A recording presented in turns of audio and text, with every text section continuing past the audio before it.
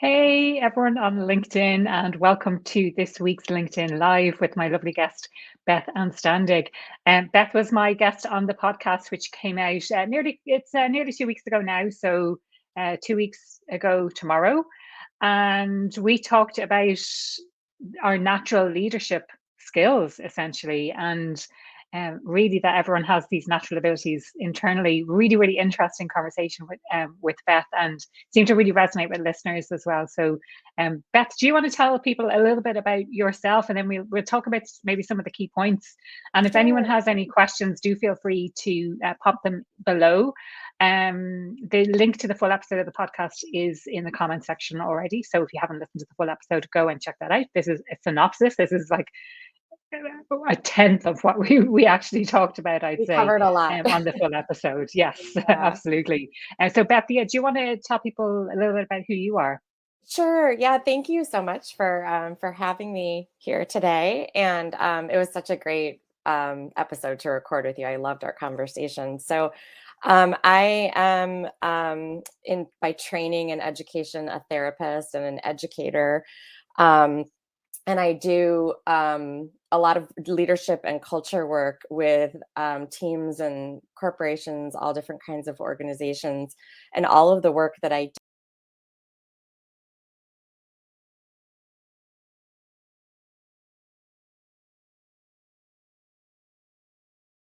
are, like you said, a number of really core skills and capacities as mammals that we've left behind as we've Mm, evolved intellectually, and all of our innovation and this incredible human mind that we've developed has done so much for us as a species, but it's also we've abandoned some of our basics. And mm, when we spend time with other animals, and they give us immediate feedback about some of those skills that we need yeah. to reharness that really help us have thriving, healthy groups. Yeah, yeah. And I think that was one of the things that sort of stood out to me. One of the things that I've highlighted from the notes that I took from recording the episode is someone who says, I don't even know that I'm not okay. So that seems to be kind of like people maybe arrive at the ranch and they don't realize that there's anything even going on, that I think as people, we tend to put the responsibility of change on others. And Absolutely. so, as a leader, if you're requesting that your team changes in some way or that you think that other people need training, it's about looking to yourself. I wonder if you have any stories to share around that, where, like, say, a leader was like, oh, well, everyone else needs to change, but I certainly don't. And then Yeah. they realize themselves that actually the reaction that they're getting from the horses is not quite, they don't align or something. Something's going on for them personally. Actually, what happens, what I've been noticing recently is that, and I think this has to do with some of the betrayals and mistrusts and ways that we have not been good to each other, human to human, that we show up in those human relationships, in those human groups as leaders, not with our best stuff. And a lot of times, what I see here is leaders actually very quickly softening, becoming more aware, becoming more attuned to relationship with the horses because there's no baggage. And then if they're here with a team, that person's people, like their team will see them behave in a very different way than they're used to, and they'll see a side of them, and there's actually a lot of compassion and hope and excitement about, like, okay, well, how do we get that part of you here?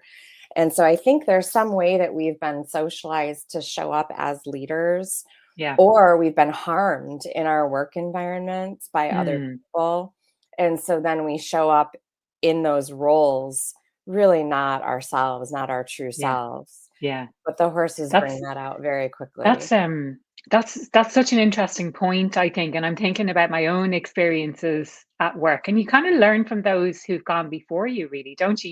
True. You learn leadership from how you were led as an individual. Absolutely. Um, and exactly like you say, so you could have been hurt by someone else, but you don't have the capacity to bring your, for want of a better word, your whole human self to work. Yeah.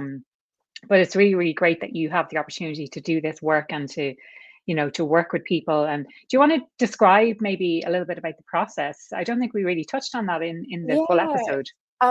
So what I found is that I have a herd of horses here at my California ranch, and I have found that that that bringing people here for an immersive experience as fast as possible in our work Mm, allows us to create like a whole new paradigm of what it really means to be a group, because we okay. really are going to take these ideas of leadership and culture and kind of shake them up.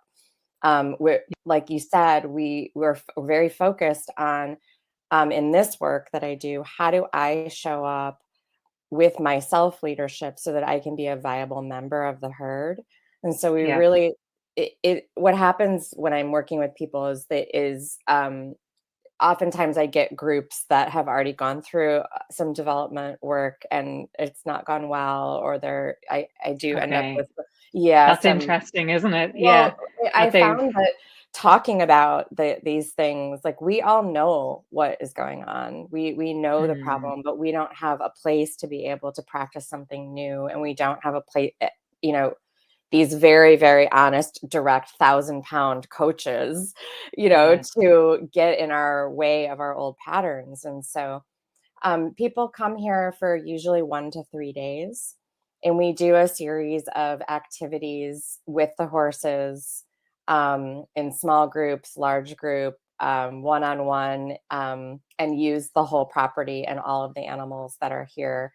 And I'm always inventing new experiences and activities. And so but usually the first thing that we do is settle in and actually Yeah. allow people just to go explore the ranch and start to tune inward and find all of the places where they're out of balance, and Mm, they take actually about 30 minutes to go wander and explore, and then we actually start our work together, and we okay. reflect on how often we bypass that need of centering Mm, ourselves, and yeah. Okay. Yeah. so it's really a new Straight from starting one place. thing to the other often. You're Yeah, going from a meeting to a meeting, and yeah, you're kind of switching tasks and multitasking, all of this kind of stuff that you don't really take that time in the day. And I know it's right, something I am conscious of doing a little bit more this year. Last year I spent a lot of time doing bedtime meditations. Now I want to take it more into the middle of the afternoon where I just need to right. kind of find I'm trying to think of the word now, but like try and yeah, To center myself or reset. try I and mean, the way reset that myself. Yeah. again, this goes back to a mammal skill, and, Mm, mammal groups are multi-generational, and we mentor each other, and that's how we yeah. learn our survival skills, and all of the things that we work on here are things that actually increase our wellness and Mm, our ability to quickly and efficiently find ease and balance, which is yeah. completely linked to our survival and health. Yeah. And so, this idea of going to a new place and settling in with oneself is really just about transition. And Mm, we've not been taught that. And yeah. so, we stop learning that in like when we're 5. Yeah. Yeah. We don't learn how to go from one thing to the next, reground ourselves, recenter. And so we think that it has to be this very formal mindfulness, meditation, wellness Mm, practice, but it's really about just being able to, like, how do I resituate myself? How do mm, I go back to my breath, make sure my surroundings are how I need them to be? What are my needs? mm. You know, how is And we did everyone talk else about that. doing? Yeah. Yeah. Yeah, Yeah. and so when people arrive here, we start with that very basic piece, which is the most fundamental self-care act you can give yourself, is like arriving at a new place and starting by taking care of your physical, psychological safety. The Yeah. end. Like, that's the like, how could we not give this to ourselves, right? Yeah. Yeah. Yeah. And Yeah. then we go meet the herd, and Yeah. Yeah. we notice how different their team is, how Yeah. different their group is. And when we just start to study and observe and start to put some language, like, what do we notice about the culture here and shared leadership, and start to Mm, um, first just observe them and see if we can integrate without disrupting them, which is a great culture sensitivity activity. Like, yeah. we're predatory mammals, they're prey animals. How can we go into their environment and be respectful of their culture? Yeah. And how might their culture actually be something that is really good for us to learn? Yeah, yeah, yeah. Really interesting. That's how we And start. then Yeah, that's the yes, beginning. yeah, Yeah. yeah. Well, I was going to say, and then that kind of takes us on to, obviously there's a whole 2, 3 days. What are the outcomes that you find? Like, what's the difference? What's the transformation between when someone enters the ranch and as a group when they leave?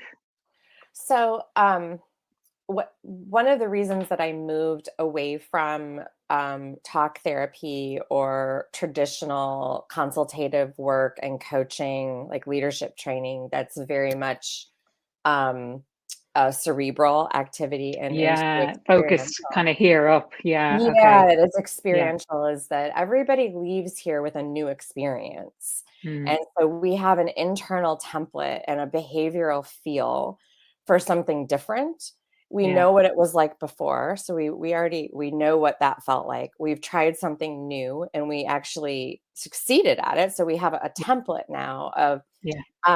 and typically the outcomes are that we have spent time before leaving here talking about what are the most important pieces that need to be integrated into the like consistent committed practices of the group.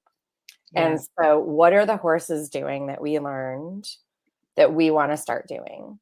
And so Mm, it's very concrete, it's very behavioral, and we immediately begin to apply those. yeah. I think Yeah. a lot of retreat-based experiences, even though they could be really impactful and life-changing, if we don't think about how to bridge them to our everyday work and life, Yeah. This is it. Yeah. Yeah. yeah, they can get lost. So I typically Mm, work with teams for a few months after, helping them okay. integrate and apply what they practiced. And Yeah. then at times they'll come back and do some more practice. There's a lot to the behavioral piece Yeah. and learning how to get out of our head and into Yeah. the body and into our interactions helps us Mm. relationally. Yeah. Well, I mean, that's brilliant because I was going to say that the key piece, I think, is how to apply it back in the real world for, Yeah. for want of a better word. Like you're in this environment where it's okay to do this stuff. It's okay to behave in this new way, whereas you're so used to behaving in a different way in the office environment, or maybe less so in the office, but more in the work environment. That these days, with a lot of people remote working, but being able to, is exactly as you described it, Beth, bridge that gap between what you're doing and being able to apply that, I think is really, really important. Yeah. Um, People know sorry, ahead of yeah, time that we're gonna do that integration work, yeah, but even though they know that, there's so much anxiety and stress that they're going to do this experience and then it's gonna yeah, get yeah. dropped. Oh, And right, it okay, yeah, yeah, really yeah. yeah, and I've noticed that consistently, and it really speaks to how desperate and Mm, how many pain and pressure points there are in our human groups, or it's like, okay, is this going to be the thing that really impacts and changes us? Like, I really yeah, want that. And so, even though, like, so we talk about that throughout the experience, like, we're not, okay, yeah, yeah, just give yourself a moment to breathe and just yeah, experience this. We're not dropping this. You're going to yes, bring this, yeah, like, there's a commitment here. And it's yeah, really important because I think it, like attending to that piece in people. They're worried that they're gonna yeah, try something new and then it's gonna not we're not gonna follow through. yeah, yeah, yeah. That is, they've had this wonderful experience, but now it's sort of gone by the wayside when they're going back Right. to their day-to-day life, their day-to-day work. Yeah. Um, I just had one final question before we wrap things up. I haven't seen any comments or questions come through, but if anyone is watching on the replay, do feel free to, pop in your questions below, and either myself or Beth will be able to answer your questions there. If anyone wants to connect with Beth as well, she's tagged in the post here, so you can feel free to reach out to her directly. But the question I had was about this whole behavior piece, and does that tie in with values? Like, do you bring up this concept of values in your work at all? Yeah, I was just talking with a client a couple days ago, a leader, and we were talking about values. And it's really interesting because I think that for the most part, when people talk about values or they talk about like the principles that they want to operate Yeah. from, um, they don't vary all that much from group to group. Like we're Okay. yeah, it I've um that isn't to say that culturally across the globe, we do absolutely, like, we have, a diversity of cultures, but I would Yeah. say in the kind of groups that I work with, corporate groups, nonprofit groups, healthcare groups, like the values, I think most people, like, our the human to human values are fairly, we have a lot in Yeah. common. Yeah. So But things like how maybe respect and honesty and Yeah. those kinds of things. Yeah. Okay. Yeah. Yeah. Yeah, Makes sense. yeah, and so but we spend a lot of time in this kind of development work talking about Yeah. values, Yeah. and I really steer us away from that, and it's like, "What Okay. do you wanna do?"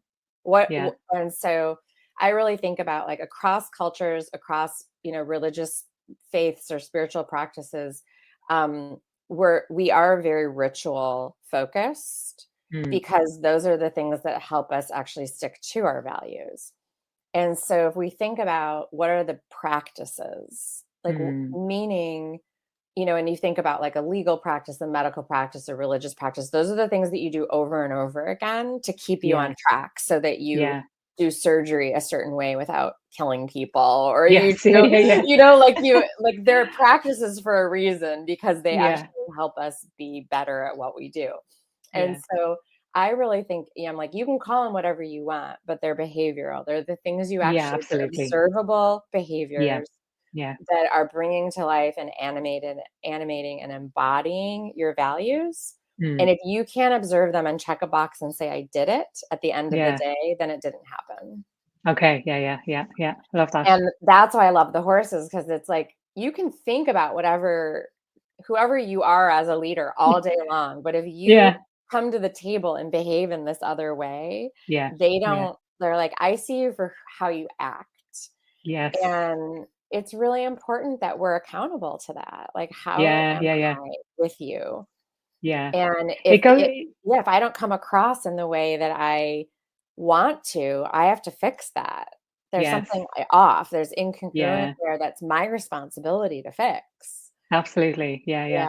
Yeah. It goes back to this idea, I think, and I'll wrap it up here now, but this idea that we judge other people on their behavior, but we judge ourselves on our intention, even though our behavior might not Ooh, be reflective of yes. our intention. That's Yeah. a very good point. Yeah. Yeah, we don't give people the benefit of the doubt about their intention, but we ask Yeah. everybody else to do that about us. That's super Exactly. interesting. Yeah, Yeah. yeah. Yeah. Yeah. So true. So we'll wrap it up there. I thank you for your Okay. time again Thank today you. This was so and for the wonderful. full episode of the podcast. And for anyone who hasn't listened to the full episode, the link is below in the comments. If you have any questions, if you have any insights to share on what we talked about on today's live, then absolutely feel free to post below in the comments. And thanks again, Beth, for your time Wonderful. today Thank you so and on the much. podcast. All Thank right. you. Thank See you. you.